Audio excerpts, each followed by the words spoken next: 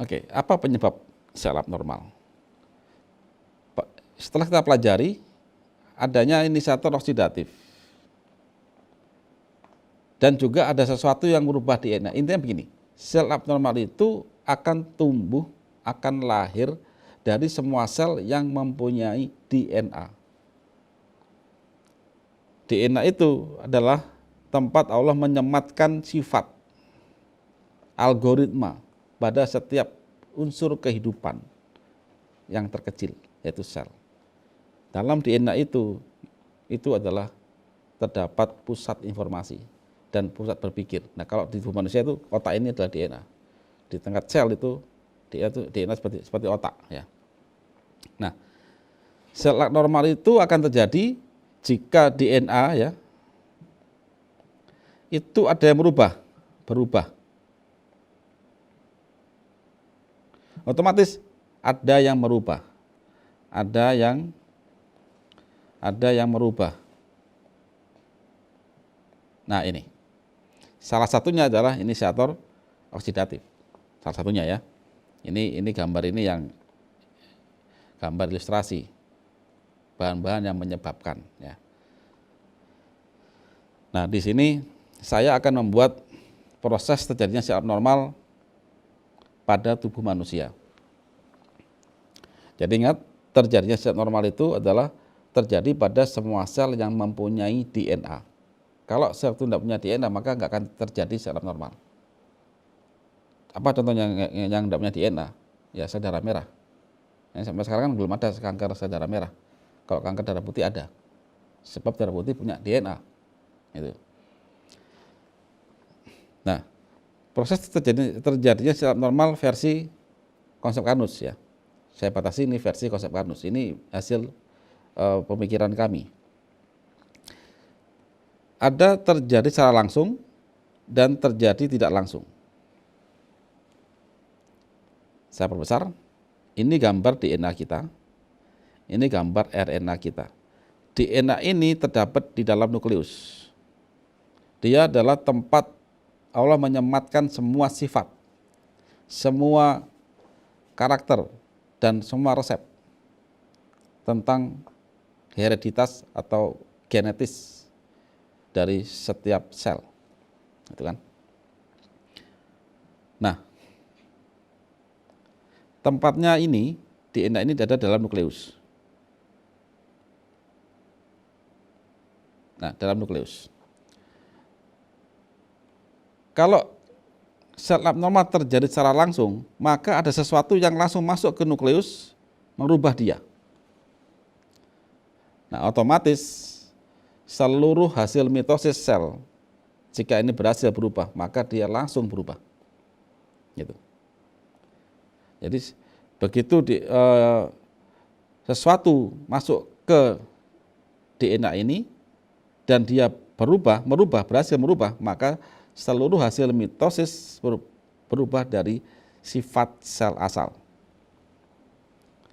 Karena dia berubah sifat, maka sistem produksi zat metabolit dari sel tadi akan berubah. Yaitu apa produksinya? Sel itu bisa memproduksi sesuatu untuk dia komunikasi dengan sel yang lain. Ingat, manusia itu sekian triliun sel. Sel itu bertetangga. Komunikasi dia dengan apa? Hormon dan enzim. Kalau kita bicara itu komunikasi kita. Kalau mereka tidak. Mereka dengan senyawa kimia, dia punya hormon dan enzim. Ada sel yang hanya menerima hormon, ada sel yang menerima dan juga mengeluarkan. Tergantung organ apa itu, sel pada organ apa. Nah, akhirnya setelah sifat sel berubah, hormon enzim berubah, maka dia berpotensi untuk merubah sel tetangga, artinya sel yang berinteraksi dengan dia, sel yang menerima hormon dari dia. Hormon itu apa? Hormon itu adalah satu skema, zat kimia ya dalam yang dibuat oleh suatu sel yang berisi perintah. Itu. Nanti kita coba saya jelaskan lebih lanjut nanti pada next slide. Kemudian Ini bisa terjadi pada seluruh sel yang punya DNA. Ingat. Nah ini. Oke, ini yang terjadi secara langsung ya. Secara langsung. Terus bagaimana yang tidak langsung? Kok bisa nggak langsung? Nah begini Bapak Ibu. Sel itu ibarat suatu rumah di mana ada kepala rumah tangga, kemudian ada bagian dapur. Kepala rumah tangga itu suami istri, itu DNA. Sedangkan selain itu adalah bagian supporting rumah tadi. Ada dapur, ada pembantu dan sebagainya. Gitu kan? Nah, setiap perintah dari DNA itu akan tertransferkan dalam bentuk messenger RNA. Ibaratnya apa? Ibaratnya kalau di rumah. Setiap perintah dari the big boss, dari suami istri itu ke pembantunya, dia mau makan rawon, maka dia perintahkan ke pembantu atau ke yang masak, saya mau makan rawon, ini resepnya, ini uangnya, maka dia masak. Nah, bagian dapur yang mengeksekusi itu adalah ribosom. Ingat ya, yang punya rumah itu nukleus, DNA, suami istri tadi, kemudian dia bikin resep, itu messenger RNA, kemudian messenger RNA akan bicara ke dapur, bagian dapur akan membaca dan memasak. Membaca dan memasak itu dikerjakan oleh ribosom. Hasilnya masakannya itu adalah rawon atau sesuai yang dipesan. Kalau di dalam sel itu adalah enzim atau hormon. Nah, sudah ya, di sini bisa pahami ya. Kalau proses abnormal terjadi tidak langsung, itu dia tidak perlu merubah pemilik rumah. Dia tidak perlu merubah ke nukleus, tidak. Tapi dia akan langsung merubah resepnya. Contoh, suami istri tadi menulis resep rawon.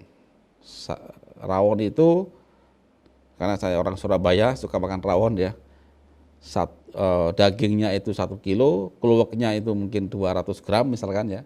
Nah sama si inisiator atau sesuatu dirubah, dibalik Pak. Dagingnya itu 200 gram, keluaknya 1 kilo. Nah itu, dirubah resepnya. Nah bagian dapur tidak berdaya, dia mengeksekusi. Begitu messenger RNA atau resep itu dirubah, maka ribosom akan mengeksekusi. Akhirnya lahirlah hormon atau enzim yang berubah sifatnya. Kalau di rumah tangga, maka lahirlah rawon yang sangat uasin, kemudian sangat pahit karena banyak keluaknya, dagingnya sedikit. Nah itu, jadi rawon keluak namanya. Ya, oke. Kalau yang tidak langsung saya lagi, yang dirubah ininya dalam bentuk messenger RNA, ya, otomatis hormon dan enzim berubah. Terus siapa yang akan jadi abnormal? Adalah setelah hormon dan enzim berubah, maka sel lain yang menerima hormon inilah yang akan mengeksekusi. Sehingga dia jadi sel abnormal. Biasanya terjadi pada sel penghasil hormon, contoh payudara, getah bening, tiroid dan sebagainya. Contoh kasus ya, kanker payudara karena overexpress ya, terlalu berlebih pada hormon HER2. Yang bikin kelebihan hormon HER2 gak ada masalah, tapi yang menerimanya jadi masalah. Estrogen berlebih, maka dia akan membuat sel payudara lebih dari biasanya. Di situ. Itu ya. Jadi yang ada satu sel kelenjar yang dia overexpress, kelebihan perintah estrogen ke di dalam tubuh seorang pasien kanker. Kelebihan estrogen tadi, perintah tadi itu diterima oleh sel target, oleh sel payudara. Maka dia akan memproduksi sesuai perintahnya. Jadi gitu. Jadi pahami ya di sini. Oke.